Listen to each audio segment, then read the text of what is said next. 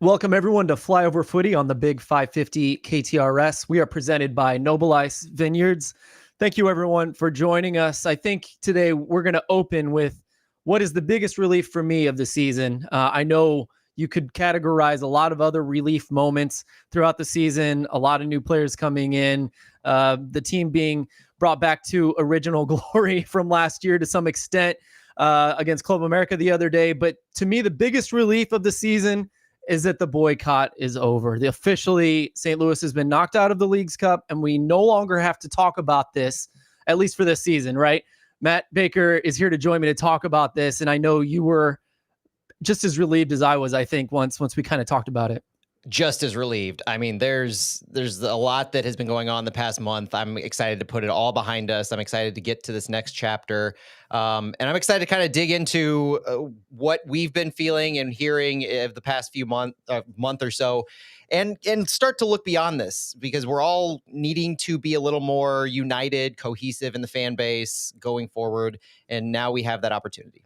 Yes. I want to really, really say that being united is the number one thing that we need to focus on. And I think we're going to look back on how it went. And I think being united might be one of my biggest regrets, that this was so divisive. It was way too divisive. It was more divisive than it really should have been. Very much so. And that happens with passion. That's fine. But now we can put it aside. There's nothing keeping us from returning right back to what we were right up until the League's Cup, game started.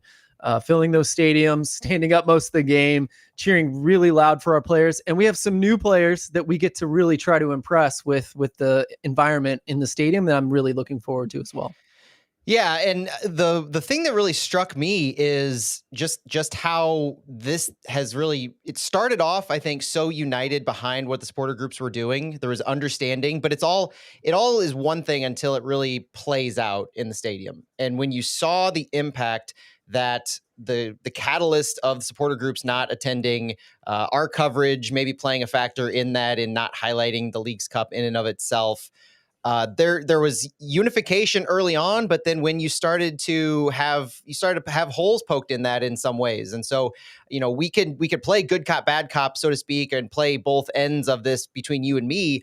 I know I could speak of what I've seen from the fan base in opposition to the boycott, even though I was supportive of the boycott and saw it. I mean, you're getting things like not supporting the players. You're not supporting the first real chance, or the real chance at trophy and hardware that the club has this year. And so there's a lot of nuances that went into that the whole season in and of itself kind of makes this a difficult topic. Unlike last year, where if a boycott had occurred last year, I don't think anybody would have had a real big issue with it based on how we approach League's Cup, but the nature of this season changed things so drastically.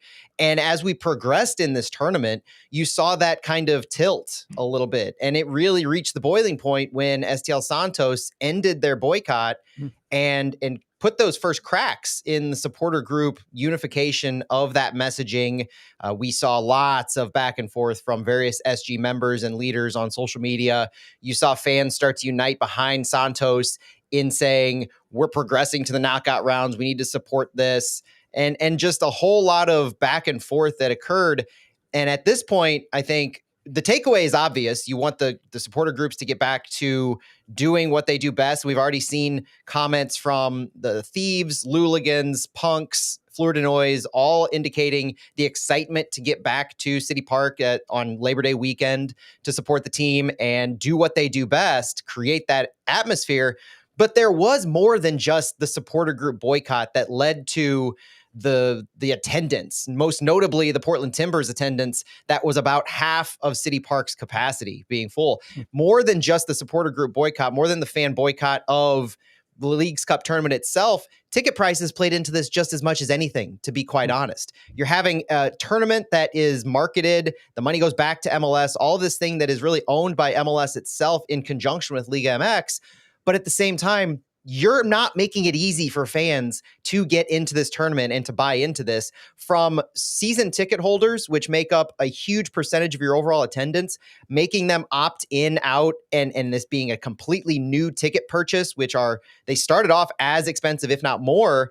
And then you have fans who are coming in saying, maybe this is my chance. There's open tickets, but the tickets aren't cheap. You're not making this a very good thing to see. You're not making this appeasable to fans who want to get into the stadium like you are City 2. It's the same but more expensive. And so all of these things together really led to what we saw from the attendance on top of the boycott.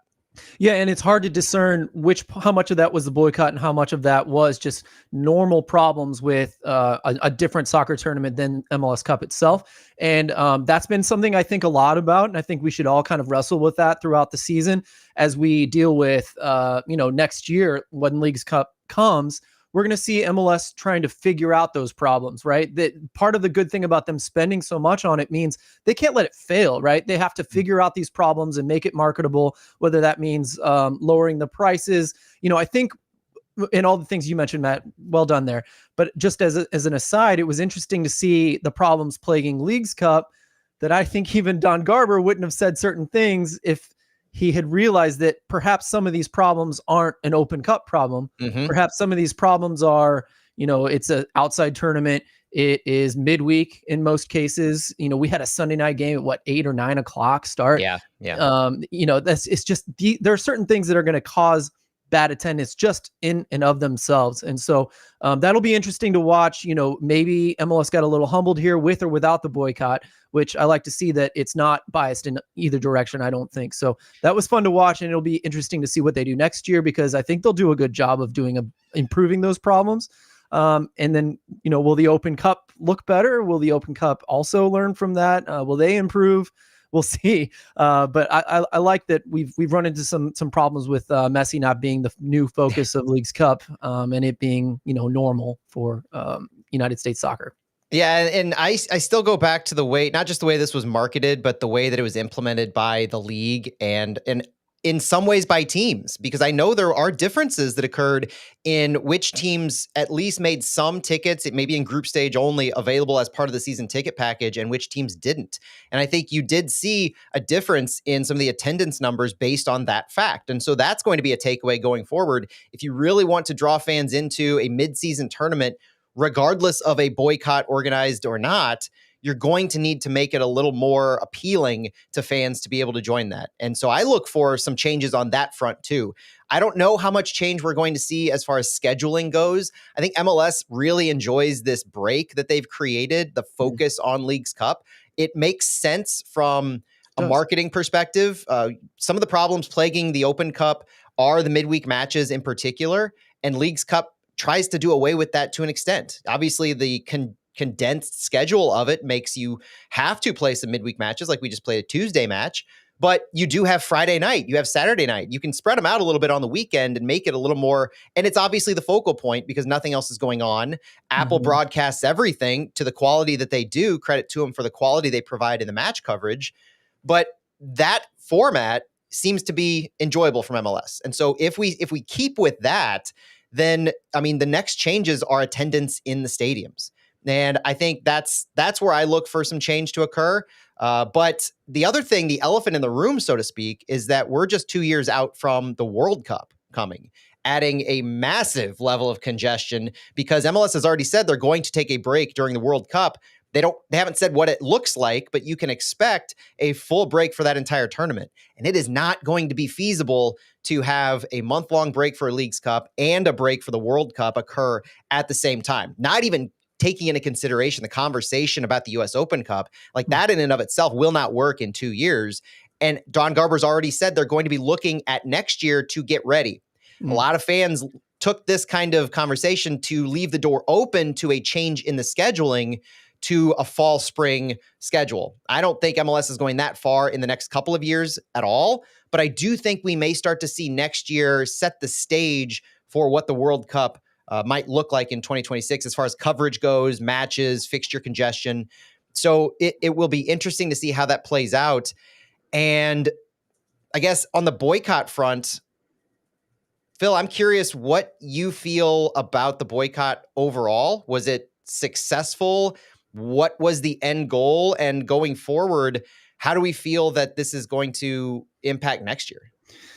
Was it successful? Yeah, I do think so. Even though it's hard, like I said, to discern what was just normal soccer problems in the United States and what was the boycott itself. But I do think the boycott really set the stage to some degree.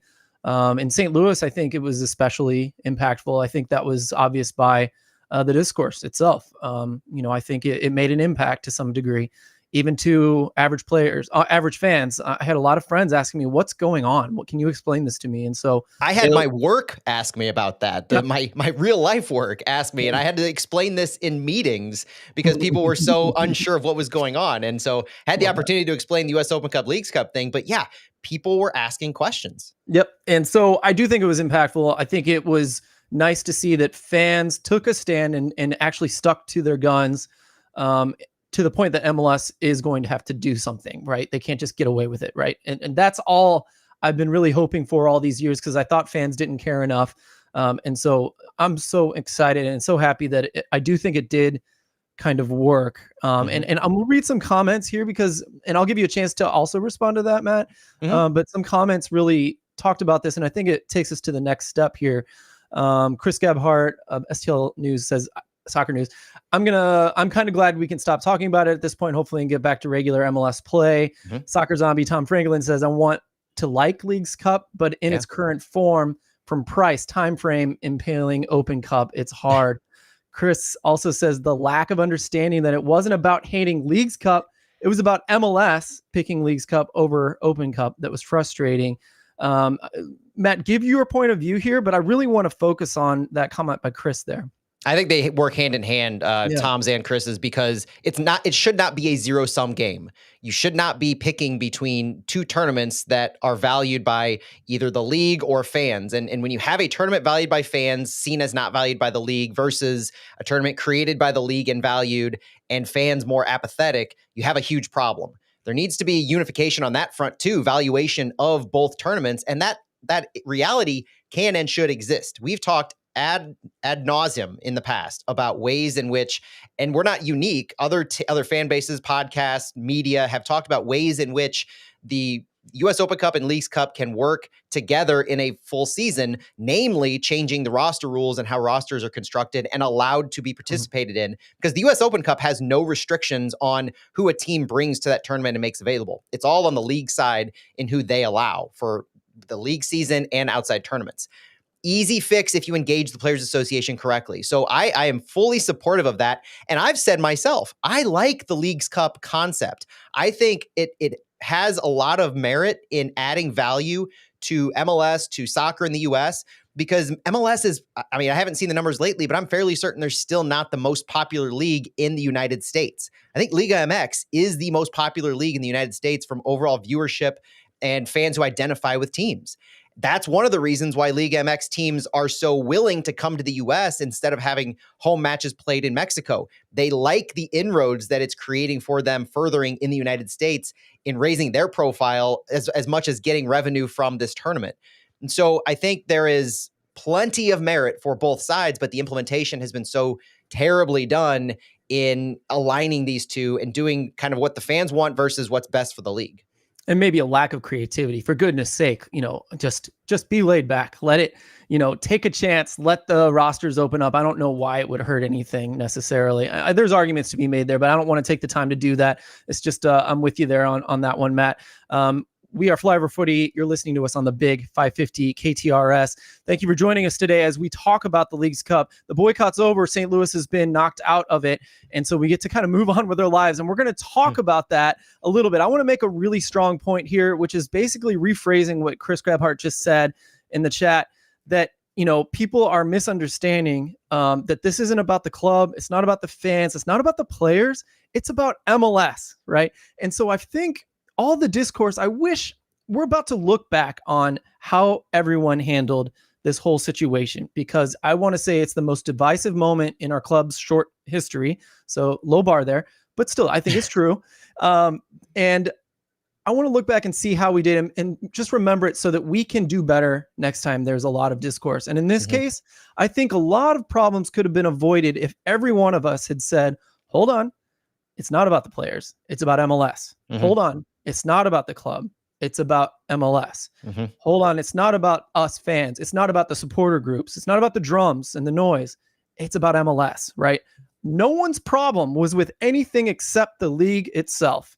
And so I think we could have avoided that, because it was a lot of like, we're very passionate about this belief about disagreeing with MLS on this.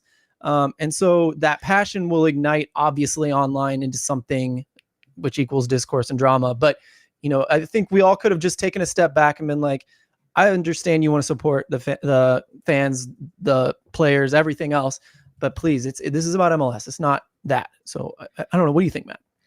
Yeah, the thing that I saw that was the most frustrating, and let's take a step back. The thing that was the most frustrating for me is personally realizing how small of a reach we have in how much of a failure we were at setting the stage properly for these topics. Because I thought we addressed this fairly often and fairly heavy before we went into this tournament itself, in what this was about, why it's occurring. Even having Matt Seebeck on was very intentional to try and make the point that this isn't about the club, but we want to give the club an opportunity to tell their side and really come out in front of this and say, we understand what the fans are doing. We support the supporters as much as we are frustrated by the scenario. And I think the club themselves, the biggest problem is they couldn't control this narrative. It wasn't theirs to control. It was the league's. It's the single entity concept of the league and their mandates for what was occurring. That St. Louis City, as a club, as an organization, was basically along for the ride. They voiced publicly their desire to play in the US Open Cup, and that's what got fans on their side. But what it ended up leading to were shots fired of fandom levels. And this is where I really was frustrated and kind of I've struggled over the past few weeks with just the mental health aspect of seeing the fan base not just be divided, because fans are going to be divided on various things. Like, we got Nico Gioacchini coming back to FC Cincinnati. Fans are divided on that in and of itself. That's completely different and fine to argue about, but I don't like seeing you're not a true fan if, or you're not a true fan unless. That was the most frustrating thing over the past month to see from my point of view, not just because of the stance that you, and we took on this, but nobody should be judging any other fan on how they choose to or choose not to support the club. If you are a fan, you are free to do whatever you want, and you should be without judgment. If you are frustrated as a fan because you want to go to one of the games and the atmosphere isn't being provided around you that you are used to, accustomed to, or expecting, that is not your ability to cast doubt on someone else's fandom.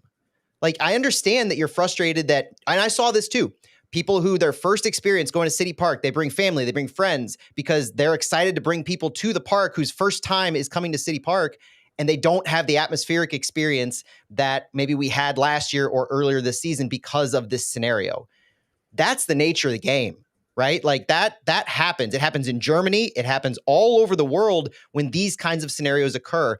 It's not fair for you to say you robbed me of an experience because of something else you're doing and you're choosing to do as a fan.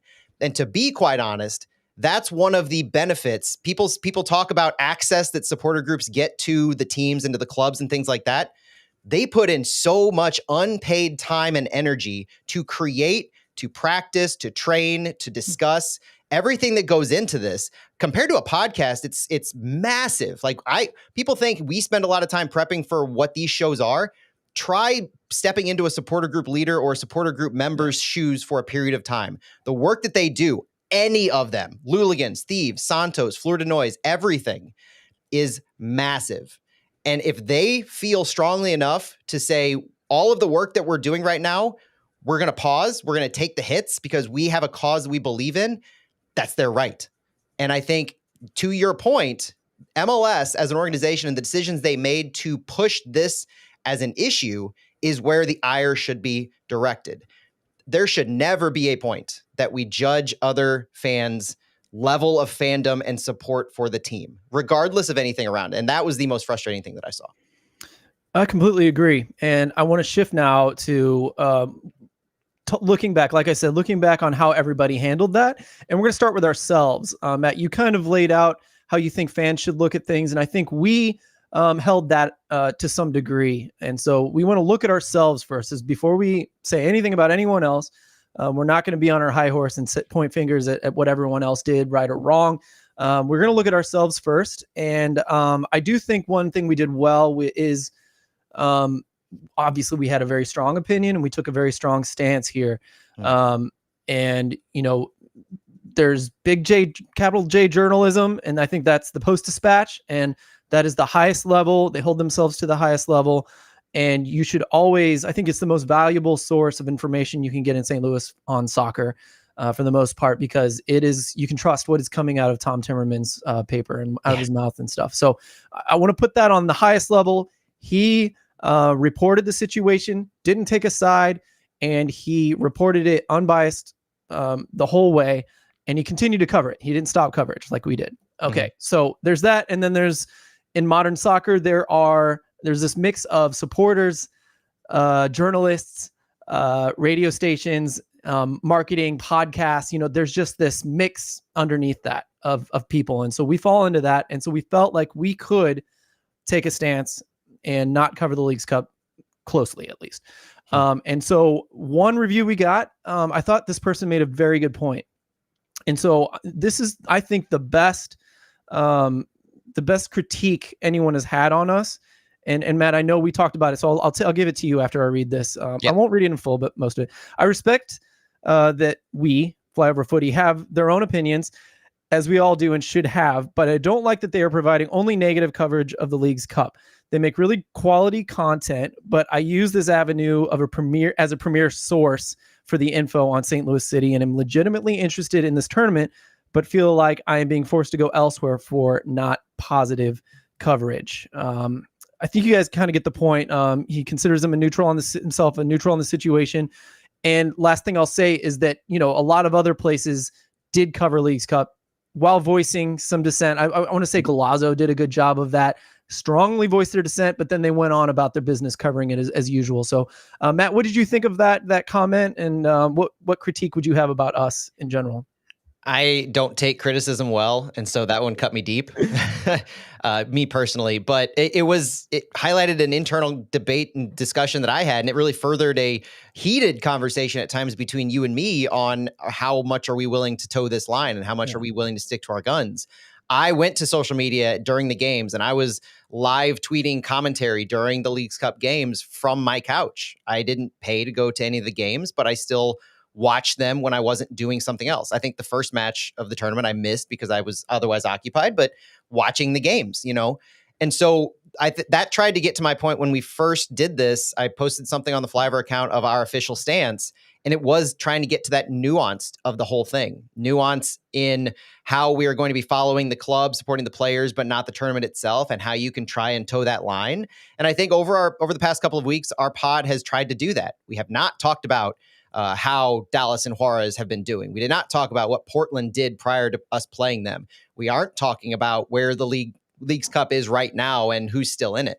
We don't, that's the line. But we will talk about the progress that we've seen from our team. We've talked about the different excitement that we've had build from 6 goals scored, all from our new players. The things we can build on going forward, trying to find that line. So I read this review and it hurt because I do pride myself in being able to bring the latest news up to date from as level-headed of a perspective as possible. I always try to give both sides, at least look at both sides of things. I think talking through things, it's a stream of consciousness. I try not to go hard in one way, but I think we have done that in this way. So all I can ask for is that you understand the things we've been talking about in why we did the thing we did and the ire that we put it on. You might agree with it or not. You might say that MLS is a scapegoat and we're just using them as a reason to not like this tournament, despite the fact that I've already said I like the concept of this tournament. Whatever reason you have, however you view what we've done, what other podcasts, what other supporters have done in their coverage or lack thereof, I just hope that you stick with us going forward. Whether or not this has turned you off to Flyover entirely, this may be the last time you listen to us, but I hope it's not, because this was an inflection point in a lot of ways for a lot of different things that have occurred in the larger U.S. soccer landscape.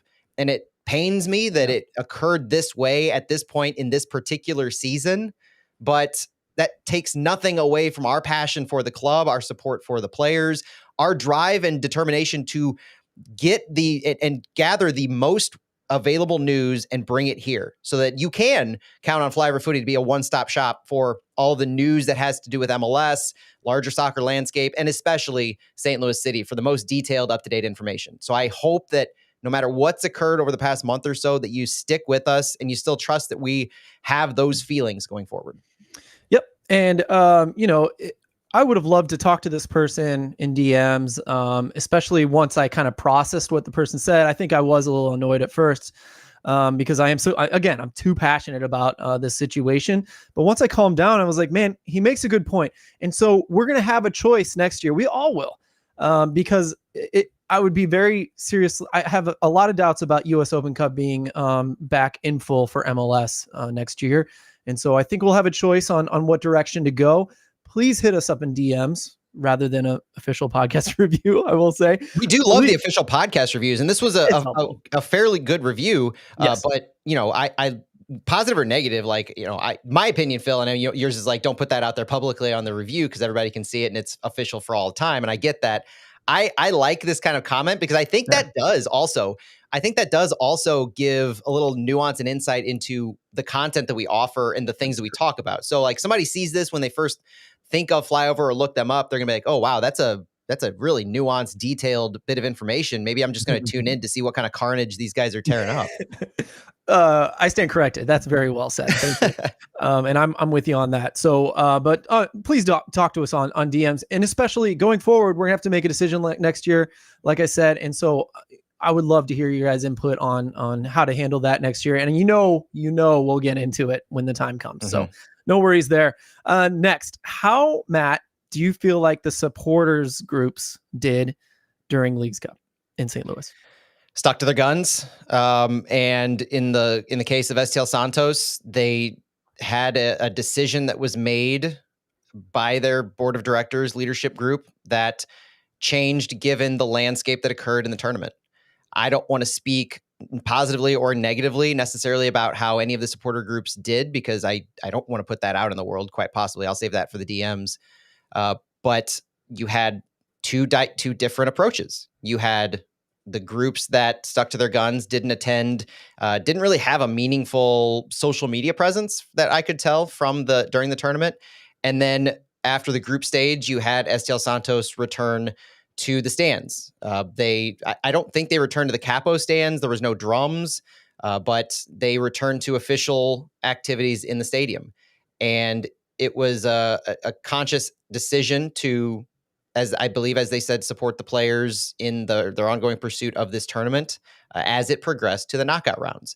So those are the facts. I obviously err more on aligning with the side that stuck to the guns, but I can understand why Santos did what they did.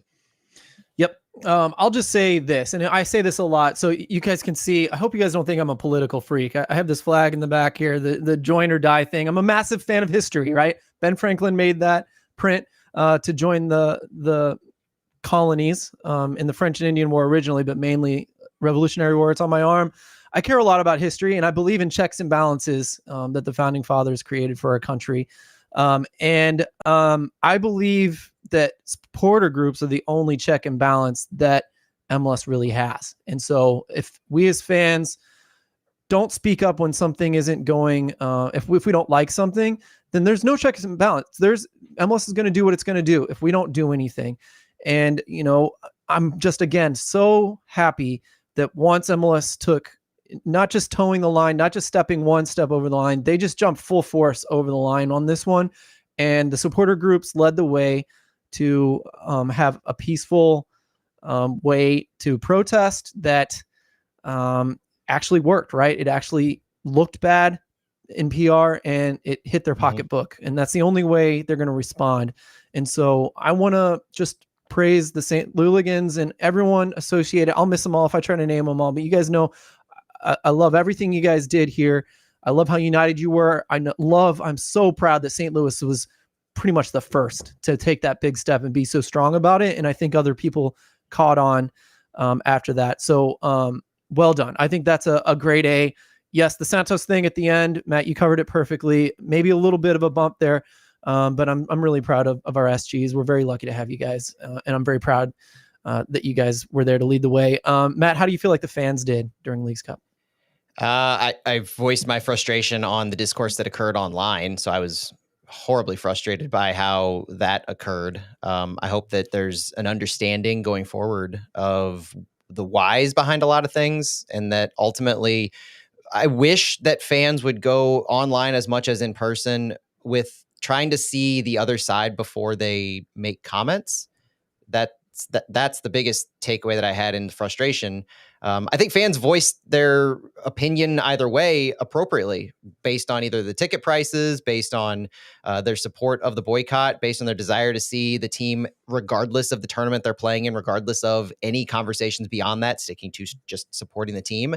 So everybody voiced their opinion as they needed to.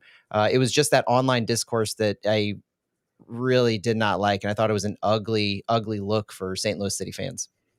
I tend to insulate myself from a lot of like the crazy fandom, so I think I missed most of the really bad stuff. Good on you. Well, it's good and bad because I'm going to do a good job reporting on it. But I would say that online discourse is going to do its thing, and it's unavoidable. I just wish again that we had led the way, saying, we don't need to fight amongst each other. This is MLS and everyone else that disagrees with them. And so I think we've covered this more than enough. And I think next year, if this becomes a thing, I'm going to really, really focus on that, really hit it hard. Matt, lastly, how did the club do?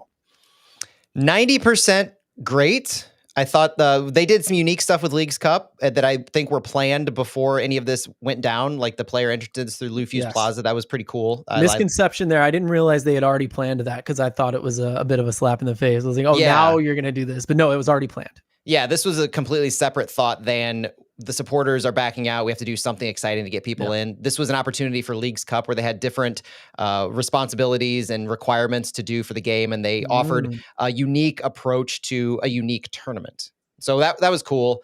I thought that all of the messaging that they had was positive. Matt Seabeck coming on our podcast and on Ball Watching was really quality. That was a good thing to do to kick it all off, to get out in front of things. Massive. In addition to his other media appearances that he had on the radio. I don't know how much he talked about the specific stuff that we talked about with everyone else, but that was good. How many clubs would do that, Matt? I mean, not many, right? No, not many at all. And that speaks to the transparency that they're trying to get out here and help fans understand their side of things as much as anything, saying what they can say without being fined by the league, essentially, the way that the league likes to do that. The couple of things that I didn't necessarily like, so 90% is positive. So trying to look at just this 10% really quick.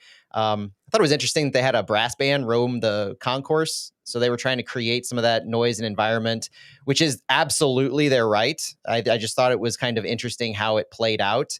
Not negative or positive, really, just an observation that on the broadcast, it was kind of funny to hear it like a college football game, so to speak, where you didn't have the drums. Because in normal city games, let's be clear, there is a brass band that Fleur de Noise has, but you can't often hear them because the drums are so loud and the supporter section is so loud. Here, it was very obvious. Both my understanding is in the stadium, it was obvious, but also on the broadcast, I know it was. And it was almost circular in how they were roaming around, periodically walking by audio broadcast, audio feeds. So that was kind of funny more than anything else.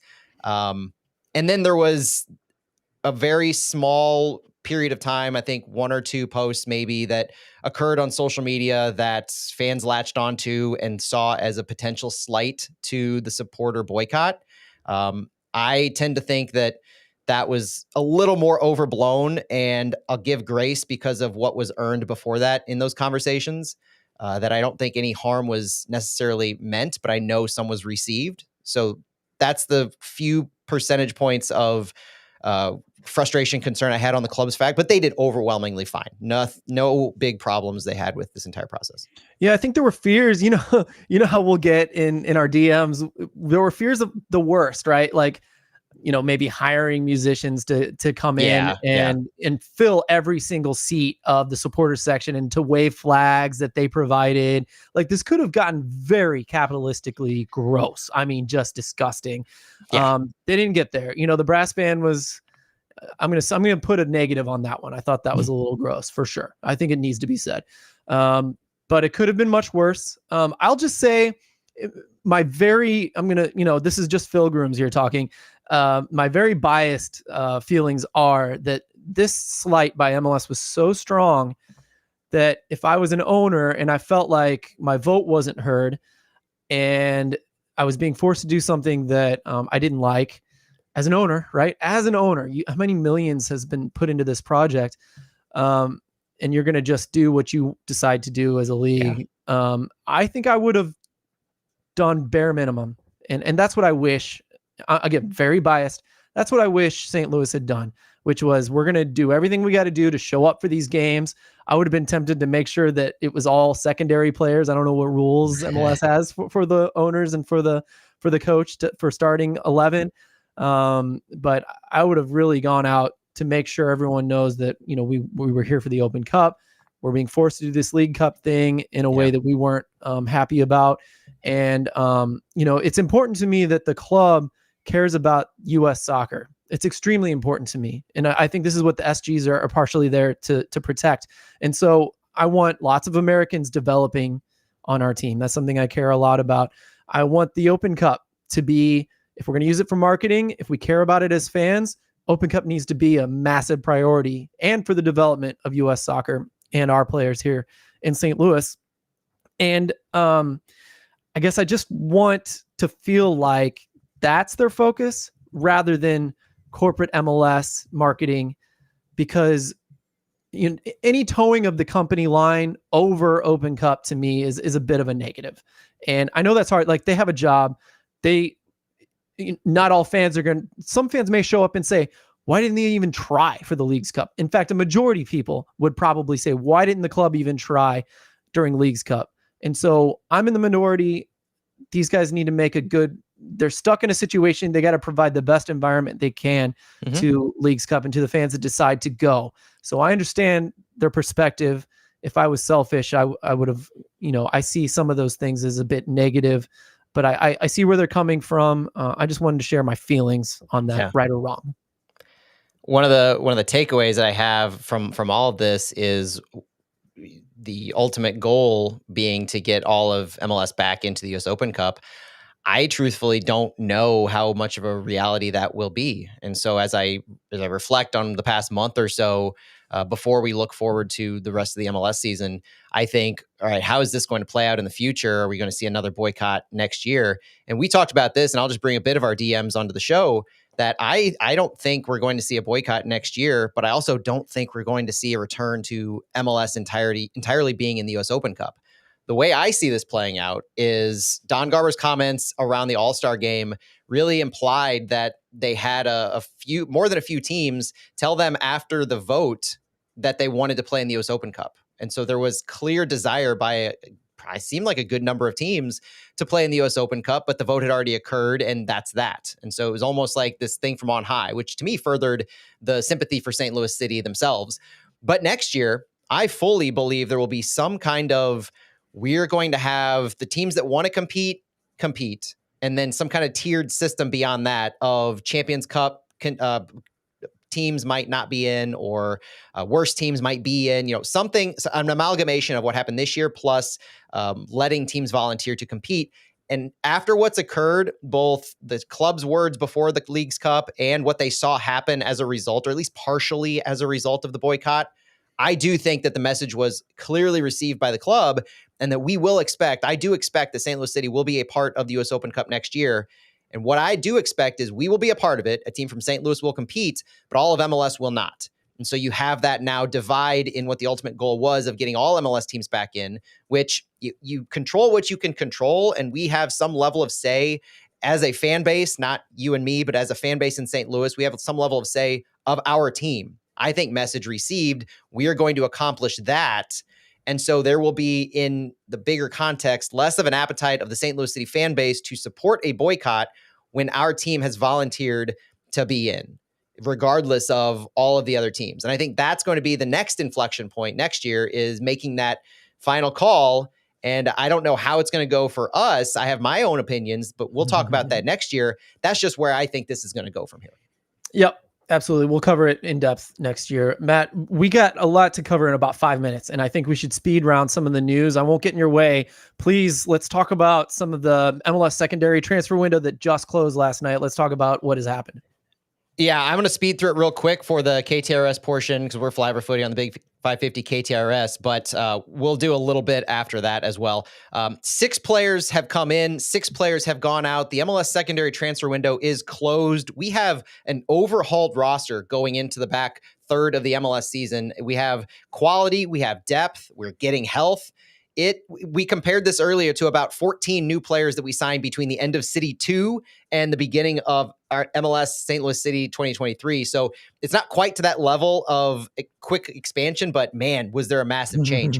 We brought in Cedric Teukert, Marcel Hartl on a designated player contract, Jake Girdwood-Reich on a U22 contract, Simon Betcher on loan, Giannis Horn on loan, Henry Kessler as a center back, and that massively overhauls huge portions of our team. We sent out in this transfer window AZL Jackson to the Columbus Crew for a guaranteed $650,000 in GAM, up to $900,000 with incentives. We sent out Sam Adeniran to the Philadelphia Union for $150,000 in GAM, up to $400,000 with incentive.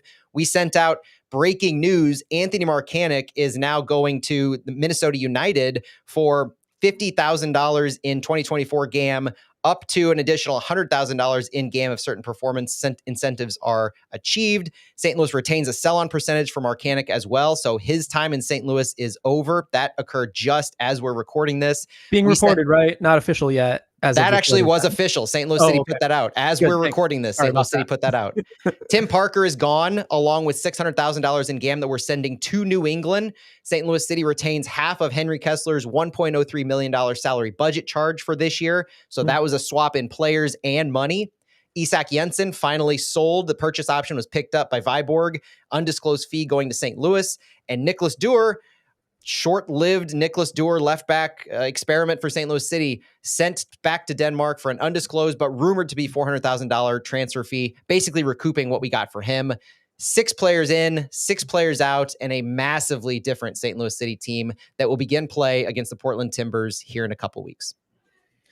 Good job, Matt. A lot of going out, a lot coming in. I was the one that kind of joked this is like our second expansion.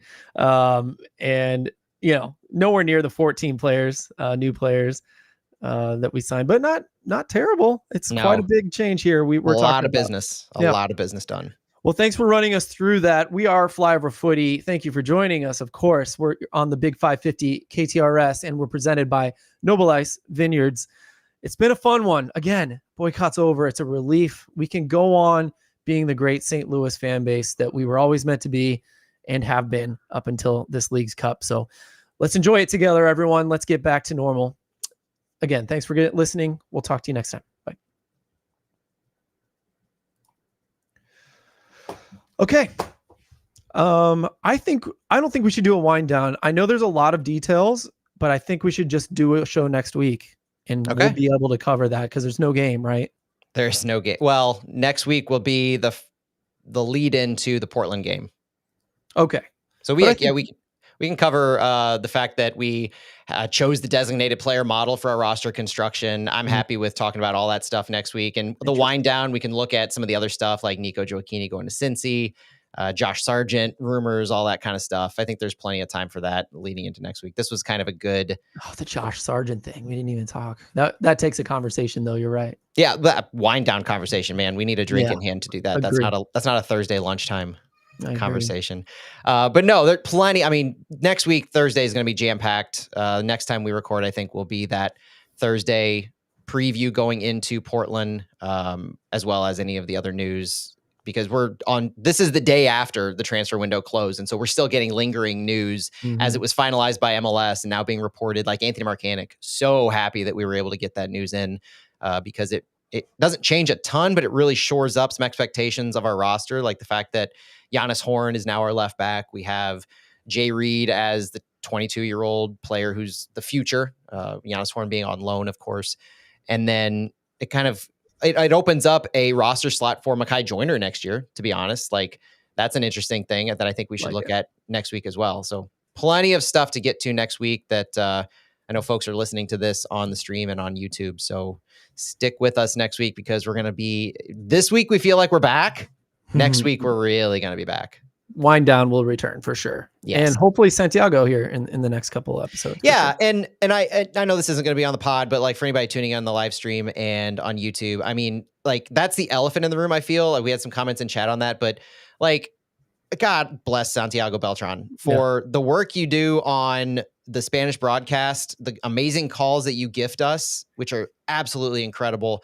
The work that you've been doing this window of time, both with the club and on the broadcast, doing the Spanish previews, Spanish language previews on the app and on YouTube. Those have been fantastic. Continuing the work that you've done.